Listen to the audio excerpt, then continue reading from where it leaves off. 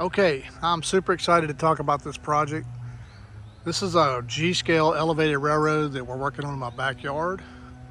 Me and a couple of guys from my local training club got together and decided we wanted a G-scale layout that we could run trains on at a level surface and run long trains and just run trains, not worry about a bunch of scenery, not worry about a bunch of shrubbery, just run trains. So that's what we're planning to do here. So this is the path going to my shop. I have posts concreted in the ground.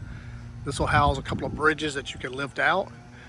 There'll be two loops on this originally, about 300 feet of track on each loop, and there'll be a crossover, and there'll be a yard on this layout. So if you come over here, I'll show you these stands that I have put in the ground. These are anchor points. The ones on the path that you saw were concreted in. This one has concrete around one leg, and it's standing on a plastic shoe on the other leg. And that shoe is just to hold it up, hold it steady. It's anchored to the other post. And honestly, I'm just too lazy to dig a bunch of holes in this hard dirt. It's in the middle of July, so not doing it. So this is what we come up with. And if you come around the backyard over here, you'll see there's some of these that don't have any concrete at all. They're just stands to hold it up and support the layout. We'll get over here a little closer. The layout is all treated material. 4x4 post coming up to 2x4 crossovers to start to make it steady and hold it up. And then on the sides you have 1x4 treated material that'll wrap the outside and give us a platform to lay our track on. What we'll do is we'll come in here and we'll use slatted material like deck boards or just 1x4s or 1x6s, something like that, to lay on top of this and run it as a slat. That way debris from squirrels and just general pine cones, things won't just sit on the layout. They'll usually fall through. We may have to sweep a little bit of it off, but I don't want to spend all my time cleaning the track off out here just to run trains. So that's kind of what we got back here. If you look in the back, there'll be a crossover, probably a siding back there where you can pull your trains over to the side and work on it. We'll probably put a lean-to up there so you can get out of the rain. If we have a thunderstorm roll up quickly, at least you can park your train and maybe get out of the rain yourself. And then as you go around here, we have a switch that peels off the main line that's going to run into the shop. As I mentioned before, we will have a crossover so you can get from one track to the other.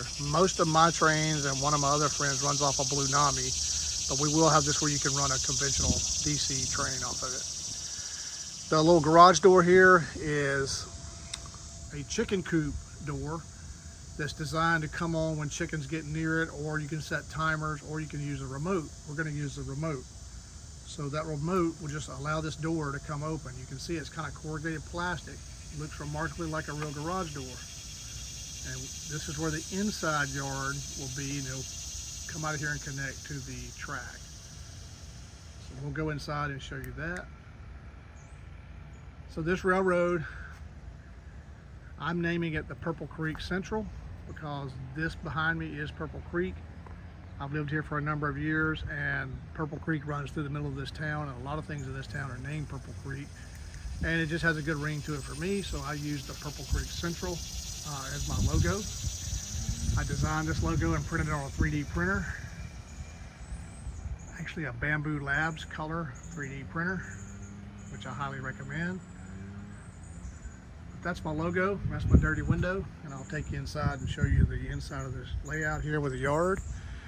And we'll talk about this door a little bit more because I think it's a neat feature and it'll make life a lot better for us to get trains out of the rain and keep them stored in the climate control. So here in the shop, this is where the yard's going to be. I already have it built here. There's 3 tracks with a couple of sidings for cabooses or cleaning cars, whatever you want. It comes all the way down the length of this shop, about 24, 25 feet.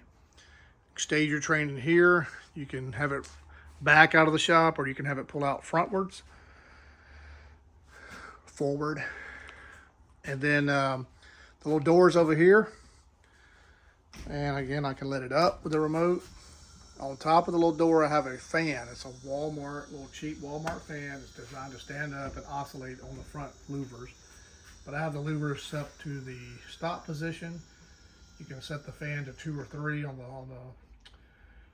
volume of wind you want to blow, and I set it on 2 or 3, and it keeps most of the bugs out during the daytime. I don't know at nighttime because I haven't really had the door open at nighttime, but maybe if you have the lights on in the shop and the fans running and a bug wants to come in bad enough to get to the light, he'll probably crash through it. But most mosquitoes, gnats, flies, which is what we deal with here the most, will not be able to make it through there, so that's good.